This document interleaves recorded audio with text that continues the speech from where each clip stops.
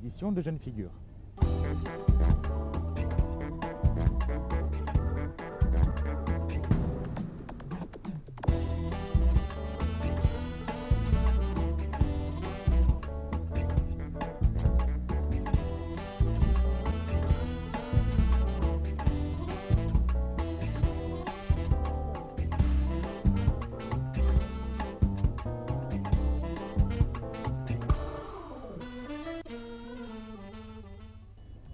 Eh bien, le monde du 7e art, c'est un monde qui passionne, un monde très mystérieux et vraiment que l'on se délecte à découvrir. Et j'ai le plaisir d'avoir avec moi un spécialiste en la matière. Bon, il débute sa carrière, mais quand même, il en sait déjà beaucoup. J'ai le plaisir d'avoir à mes côtés Meghed El Sharaoui, qui est acteur. Et Meghed, merci d'être en notre compagnie aujourd'hui. Tout le plaisir est pour moi, Ahmed. Meghed, la première question que j'ai envie de te poser, c'est bien sûr de te présenter, de nous dire qui tu es. Ok, c'est Meghed El Sharaoui, comme tu le sais. Je suis acteur égyptien qui a grandi en France, comme tu le sais. Et c'est tout, c'est brièvement. Tu es français d'origine égyptienne, donc ça fait un certain temps que tu vis en Égypte. Depuis combien de temps tu vis ici et comment tu vois ta vie en Égypte? Ça va faire 1 an et 3 mois maintenant. 1 an et 3 mois. Qu'est-ce Ouais. qui t'a amené dans ce bon pays? C'est simple, je suis égyptien comme tu le sais. Et je sais pas, une fois que j'ai fini mes études en France, j'ai décidé de rentrer en Égypte direct. Ça fait partie aussi des choses, des souhaits de la jeune génération égyptienne de rentrer en Égypte et de s'installer, voir le pays, comment il fonctionne, etc. Tu as eu des discussions par rapport à ça avec tes amis peut-être égyptiens là-bas? Beaucoup, on parlait souvent de ça. Alors t'en as qui aimeraient justement faire la même chose et rentrer et commencer une vie professionnelle en Égypte. D'autres qui ont peur parce qu'ils se disent bon, ils savent pas s'ils vont vraiment pouvoir réaliser leur rêve ici. Mais bon, moi je fais partie de ceux qui ont décidé de rentrer. Les aventuriers, quoi. Exactement. Mais qu'est-ce qui bloque, qu'est-ce qui fait peur de l'Égypte? À part, bon, peut-être la situation maintenant, mais en général, qu'est-ce qui fait peur? En parlant avec eux, en fait, je me rends compte c'est peut-être des gens qui connaissent pas très bien l'Égypte, tu vois. C'est des gens qui ont grandi en France, tu vois. Ils viennent en Égypte en vacances, ok. Mais ils n'ont pas eu vraiment de contact avec l'Égypte comme moi et toi peut-être l'avons eu, tu vois. Ils ne savent pas vraiment quelle chance on peut avoir en Égypte. Ils ne savent pas qu'on peut très bien réaliser leur rêve en Égypte, tu vois. Et c'est peut-être ça qui les bloque, je ne sais pas. On va parler culturel parce que tu fais partie des rares personnes qui ne l'ont pas eu. Mais juste une dernière question par rapport à ta présentation. Est-ce Ouais. que tu as des passions? Des passions, oui, bien sûr. Je fais de la musique, je chante un peu, mais bon, je ne veux pas être chanteur. Je chante seulement avec mes potes, avec mes amis, et le foot, bien sûr. Mhm. Et est-ce que tu as fait des voyages? Récemment ou Oui, dans ta vie, quoi. dans ma vie, ouais, beaucoup quand même, ouais. Pas Euh, mal en Europe déjà, Angleterre, Espagne, Italie. Pays arabes, j'ai fait quand même Arabie Saoudite, j'ai fait Dubaï et, et l'Égypte. Et quel pays t'a plus marqué? L'Égypte. Pourquoi? C'est pas parce que je suis égyptien que je te dis ça, bien sûr, mais l'Égypte, c'est un pays différent de tous les pays que tu peux voir dans le monde, en fait. C'est un pays où tu as un mélange énorme, tu as, je sais pas, c'est fou, en fait. C'est peut-être des paroles que tu as déjà entendues, mais tu sais qu'on n'a pas juste au milieu en Égypte. Tu as des gens hyper riches et des gens hyper pauvres, tu vois. Et rien que ça, c'est difficile à vivre, tu vois. Je sais pas si ça existerait dans un autre pays, ils vivraient en paix comme nous le vivons, tu vois. Donc ça m'a marqué dans ce sens en fait. Alors, Meghed, la plupart de mes invités qui sont franco-égyptiens, qui sont installés ici même depuis un très grand nombre d'années, ont eu ce qu'on appelle le fameux choc culturel. C'est un peu la grippe qu'on attrape dès qu'on arrive dans ce pays. Alors, tu fais partie des rares personnes qui ne l'ont pas eu et c'est vraiment très intéressant de savoir pourquoi et comment ça s'est passé. En fait, moi je me considère comme un blédard en fait. Ok, j'ai grandi en France, j'aime la France, j'ai rien contre la France, mais je me considère comme blédard en fait. En égyptien on dit Ibn Balad, tu vois. C'est-à-dire toute ma vie, à chaque année je suis venu en Égypte, 2-3 mois au moins, tu vois. À la base je suis même pas du Caire, je suis de Charaï. Donc j'ai pas eu de problème en fait, tu vois. Pour moi, je suis chez moi. Pourquoi il y aurait un choc, tu vois. Je suis chez moi, je sais pas, j'ai pas de problème.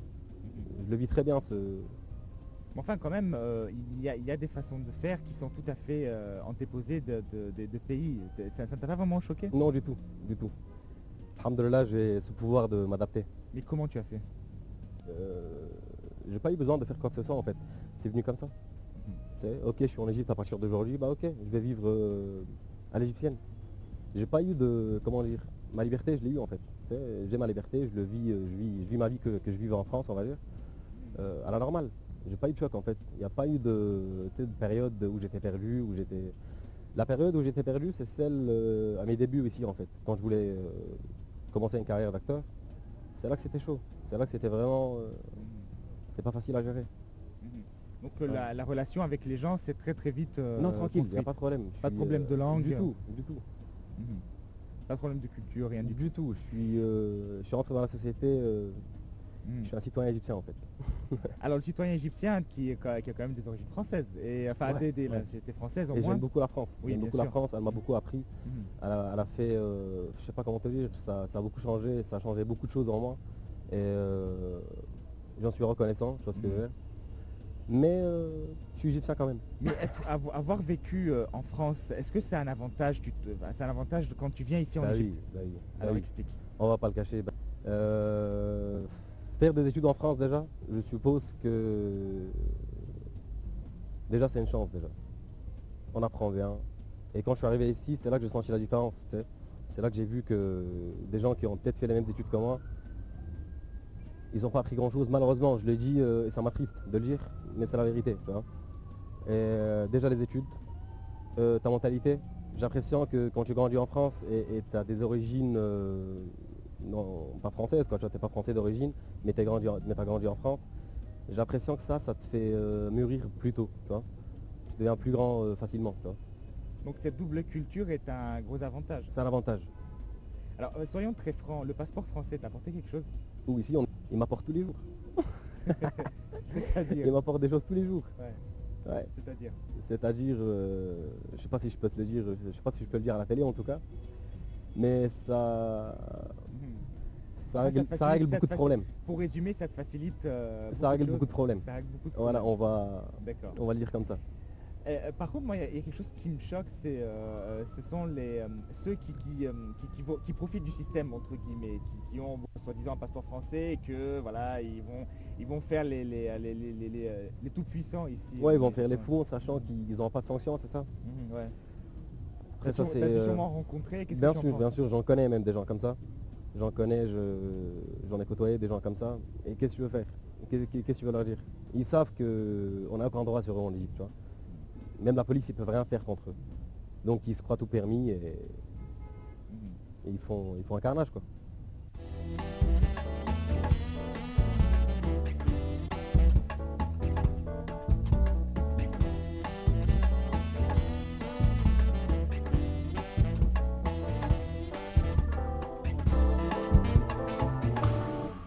Maguette, ça fait partie donc, des discussions de la jeunesse égyptienne vivant en France ou même à travers le monde. S'installer en Égypte, découvrir ce pays, il y a des réticents, il y a des gens qui veulent se lancer dans l'aventure, avec quand même une grande appréhension. Toi, tu t'es lancé avec beaucoup de courage et je voulais que tu me développes ton aventure ici en Égypte. Je vois ce que tu veux dire. En fait, c'était simple pour moi. J'ai toujours rêvé de débuter ma carrière d'acteur en Égypte. Ça ne veut pas dire que j'ai pas envie de jouer en France. J'ai envie de jouer en France, mais j'avais envie de commencer en Égypte. Je suppose que tu as envie de savoir pourquoi. Oui, bien sûr. En fait, j'avais peur de... J'ai envie de... Je sais pas comment te dire. J'ai envie de... Quand je vais commencer à jouer en France, j'ai envie qu'on dise de moi un acteur égyptien. J'ai pas envie que... Je sais pas comment te dire. J'ai pas envie d'arriver ici un jour, les gens ils disent tiens, celui-là il joue en France. Tu vois ce que je veux dire? Mais ouais, il a des origines égyptiennes, mais il a joué en France, c'est un français, tu vois. Non, moi je veux être Magd Charaoui, qui a débuté en Égypte, c'est un acteur égyptien, et après il est parti jouer en France. À la Omar Sharif. Ouais. Donc, mais pourquoi? C'est bien, je veux dire, c'est louable comme choix, mais pourquoi? Pourquoi? Je vais revenir à la phrase que je t'ai dit tout à l'heure. Je me considère comme blédard en fait. Tu sais, pour moi je suis trop Ibn Balad, tu vois. J'ai envie d'un jour, je sais pas moi, gagner un prix ou gagner quelque chose. Et qu'on m'appelle, tu sais, qu'on dit de moi un acteur égyptien. Tu vois. L'acteur égyptien tel, tu vois. En fait. Ça me ferait trop mal au cœur de me faire appeler autre chose qu'acteur égyptien. D'accord, c'est très bien. Et on avait dit quelque chose tout à l'heure sur laquelle je voudrais revenir maintenant. Ouais. On avait parlé donc de la réalisation de ses rêves ici en Égypte. C'est vrai que beaucoup ont la chance de le faire. Il y en a qui ont peur de prendre ce pas. Alors quel message tu pourrais envoyer aux spectateurs? Si j'avais un message à leur donner, À partir du moment que tu as les idées claires, tu sais ce que tu veux faire, tu vois, et tu te dis ça va peut-être marcher en Égypte. Je sais pas, tu fais tes calculs, tu mesures tes pas, on va dire, tu vois, tu te dis bon, maintenant j'ai un projet, est-ce que ça va marcher en Égypte? Si tu sens à 50% que ça pourrait marcher en Égypte, fonce, viens direct. Et si on a beaucoup de, je sais pas comment te dire, il y a beaucoup moyen de réussir, tu vois. Ça ne veut pas dire que ça a été facile pour moi au début, mais c'est normal, c'est difficile partout, tu vois. Mais si j'avais un message à leur passer, ça serait de leur dire n'hésitez pas. Si vous avez les idées claires, vous avez un truc à faire, vous avez un projet bien clair devant vous à réaliser, faites-le en Égypte. L'Égypte a besoin justement de ce mélange. L'Égypte a besoin de ces gens qui ont grandi autre part qu'en Égypte. Allez, maintenant on va rentrer dans le vif du sujet. Je t'ai présenté comme acteur, tu fais partie de ce milieu très envoûtant du 7e art. Comment ça a commencé avec toi, puisque quand même l'anecdote, ça a été assez périlleux dès le départ. Ok, alors moi je vais commencer avec l'école. J'ai fait un bac S en fait. Et je l'ai fait de force presque, tu vois, parce que mes parents ils voulaient que je fasse S. Tu sais comment ils sont un peu les parents égyptiens. C'est soit tu fais un bac scientifique, soit tu nous fous la honte. Il n'y a pas de juste milieu, tu vois. Et je l'ai fait, le bac, je l'ai fini et je me suis dit je vais tenter ma chance au conservatoire théâtre. Donc j'ai été, et je ne vais pas te cacher, pour moi j'allais pas être admis, tu vois. D'autant que c'est un concours très difficile. Ouais, quand même, parce que tu as 500 candidats pour 8 places, tu vois. Donc je l'ai fait, mais je sais pas, pour moi j'allais pas être admis, tu vois. Finalement j'ai été admis et... Alors explique-nous ce concours, en quoi il consiste. En fait tu dois rentrer, tu as 10 minutes devant un jury, tu dois rentrer, tu interprètes un texte, peu n'importe le texte, tu l'interprètes et soit tu es pris, soit tu ne l'es pas. C'est simple, c'est vite fait, tu as 10 minutes, à toi de montrer ce que tu veux, tu vois. Ils regardent les 500 quand même, tu vois, ils ont du temps pour 500 personnes et à la fin de la journée ils disent qui a été pris, quoi. Donc j'ai été pris, j'ai annoncé ça à la famille, alors pour eux c'était un malheur, tu vois. Comment ça tu vas faire le conservatoire, comment ça tu veux faire acteur, t'as ton grand frère qui est ingénieur, ta petite soeur qui est médecin, tu vois ce que je veux dire? Mais c'est plutôt parce que c'est une famille conservatrice ou pour qui le monde du cinéma représente une idée... Exactement, ouais. Comme tous les Égyptiens d'ailleurs, le monde du ciné, pour eux c'est peut-être... on aime bien regarder, mais on n'a peut-être pas envie que notre fils, tu vois, travaille dedans. J'ai été admis et voilà. Au début c'était difficile avec mon père. Alors j'ai fini, après je suis venu en Égypte et voilà, Dieu merci, j'ai mis peut-être quelques mois pour décrocher ces deux rôles que j'ai fait pour le Ramadan passé. Mais je les ai faits. On va en parler des deux rôles, mais juste petite dernière question par rapport à la relation entre tes parents et toi. Est-ce qu'ils ont fini par accepter ou... Au début c'était difficile, je ne vais pas te cacher. Au début c'était difficile. Ils avaient du mal à accepter que leur fils soit acteur ou se lance dans un domaine pareil. Mais ils ont accepté, ils ont fini par accepter et Dieu merci, aujourd'hui ils me soutiennent, ils m'encouragent et sûrement ils vont nous regarder. Ton nom de scène c'est Maged Charaoui, donc venant de la région de Charaïa. Pourquoi tu as choisi ça? Le surnom Charaoui c'est venu parce que je suis Charaïa à la base. Je suis d'un petit village Charaïa. Donc Maged Habrim pour moi ça sonnait pas trop... c'est pas un nom un peu... C'était pas un nom d'artiste, voilà, tu vois. Donc j'ai décidé de me faire appeler Maged Charaoui. C'est un village auquel tu tiens? C'est peut-être un moyen de rendre hommage à mon village. Je suis de là-bas, mon père est de là-bas. Donc c'est peut-être un moyen de rendre hommage à mon village.